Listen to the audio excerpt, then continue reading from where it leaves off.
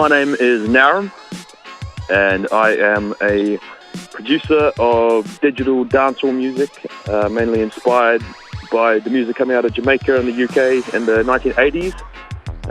And I'm from the nation of New Zealand in the South Pacific, down by Australia and Antarctica. Okay, so why Naram? What does Naram mean? Good question. A lot of people think I'm Indian when they hear my name, but actually I'm just a pretty standard Anglo-Saxon white dude from New Zealand. But the name is a nickname, actually, that I managed to get while I was in primary school. I actually just lied to a teacher who was filling in for another teacher who got sick, and I made up a name which eventually evolved into Naram. So it's kind of a pointless story, but somehow it became a nickname, and I thought, why the hell not? I'll use that for my music name as well. Okay, nice. Because I was searching for that name and a lot of things popped up. And so yeah, it's a bit of a marketing issue for me, because at the moment there's a prominent Indian yoga guru or something who has the same name. So I'm challenging him to get Google supremacy. Okay, so you start your musical journey, let's say, when you were quite young. Tell us a little bit more about that. How did you start it? Okay. Yeah. Well, I guess I should say I didn't really start with reggae. First of all, I was when I first got into making beats, I was about 13 years old, and just using my parents' PC, making some really terrible techno and drum and bass music on a program called Fruity Loops that I managed to find a legal download for using a crack on Napster or something, or LimeWire. And anyway, I sort of learnt a little bit about production doing that for a few years, and then I sort of gave it away for a while, actually. I started playing rugby, and I thought music was not so cool. I was being a bit of an idiot, actually. But then at the age of 19 or 20, I was going to university, and I was smoking a lot of weed and that sort of thing, and I started to get back into music. And by that point, I'd taken a liking to reggae and dancehall, and I decided to try building that stuff. Yeah, and that was in 2010, all right? Probably more like 2005.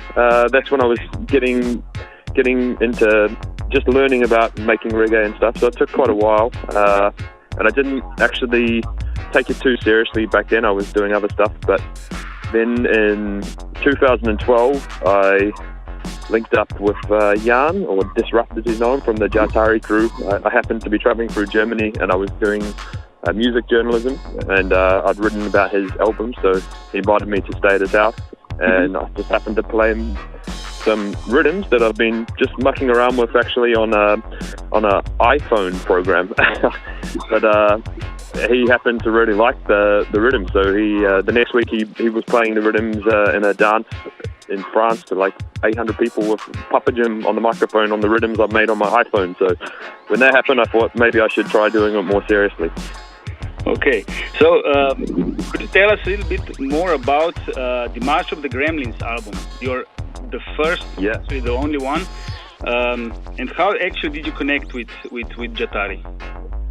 Well, as I was saying, I had been writing some reviews of music for a website in New Zealand, and I was actually doing that while traveling around. I was doing a long-distance bicycle trip, actually, sort of traveling around with a tent and cooking gear and stuff on the bicycle, and that's when I was using the iPhone program to make music. So anyway, I wrote to him from, I think it was Turkey, I might have been, or possibly Iran, and I asked him if he could give me the album to review, and he started asking me, how's things in New Zealand, how's everything going there? And I said, well, actually, I'm in the Middle East right now. And he was very interested by that, because he used to work in the Middle East as well. So at that point, we started sort of just having a long conversation about various things, about travel, and he invited me to visit Germany and Leipzig, where he's from. And when I finally came there, I was getting high with him, and I played him some of the rhythms as a joke that I'd been making on the iPhone. And as I say, he really liked them. So from that point, I gave him a couple, and then a couple of weeks later, he said to me, maybe you can keep building more rhythms and we can turn this into an album, because he really liked the sound. And over the next year or so after that, I returned to New Zealand and I built up my studio again properly and got some new gear, and I created some new rhythms along with some of the rhythms I'd built while I'd been traveling. And then I worked on getting them voiced by a range of different artists, mainly some UK artists like Asher Senator, Jar Screechy, Sping Bond, and a few others too. And eventually, about a year later, on the Jatari label, there was a double LP with 2 vinyl records on it. And the name March of the Gremlins happened to come about because one of the rhythms that I built while I was traveling just reminded me of an 80s cheesy horror movie, and I happened to call it March of the Gremlins based on the film Gremlins, and now it's kind of become my shtick. Yeah.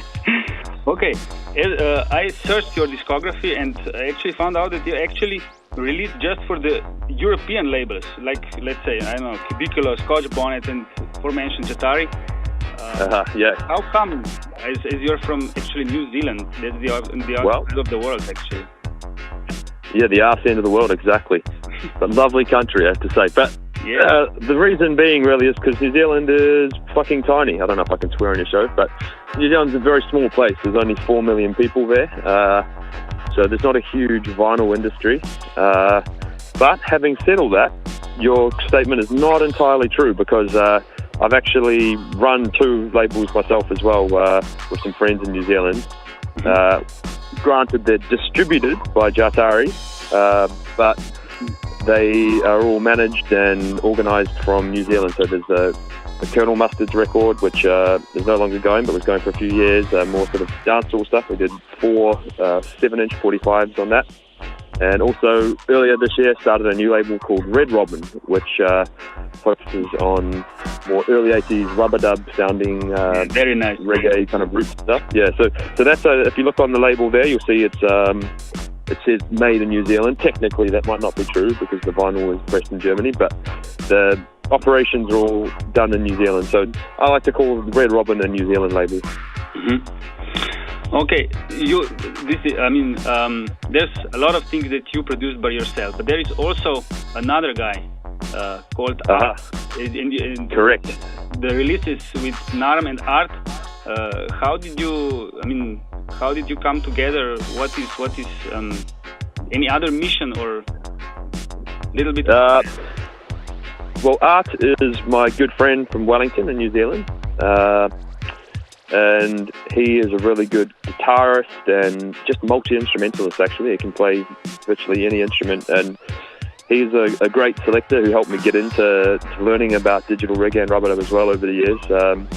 So we were spending a lot of time together and had similar interests, so we eventually started making rhythms together as well. So a lot of the more rootical kind of live instrument stuff that I've done is in collaboration with Art.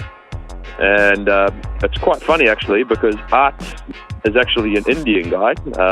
And I was saying before, people confuse me with Indian because of my name, but his real name is Anand Naram. So the final letter is N instead of M, but it looks almost exactly the same as Naram. And a lot of people think that he is Naram because of his last name, so it's confusing. Okay. So, let's say the last question, but something. Okay, you also founded your own label. So, could you tell us a little bit more about your plans for the future, about this new label?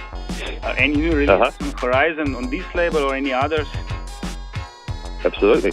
Yeah, so a lot of my focus in recent times has been on a label called Red Robin, which I run with a good friend from New Zealand whose name is actually Michael Robbins, and his selected name is Red Robin. So we decided to name the label after the Red Robin thing. And it focuses on more sort of roots, rubber dub kind of sounding music rather than strictly the digital style that I have been doing earlier in my career. And we've been working a lot with some veteran singers and DJs from Jamaica and also in the United States, actually, but generally Jamaicans who have moved to the United States. And earlier this year we had a release on it, the Outer Road 12-inch. It was named after the main song on it by Midnight Riders, Outer Road.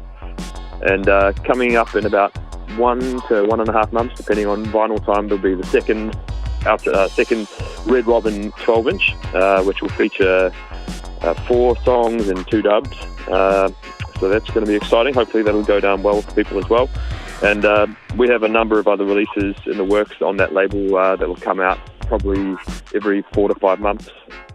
And what else have we got on the horizon? Also, I have a 7-inch record that I helped produce with Art again, and that's on the Jatari label this time, and it's with an artist called Peter King.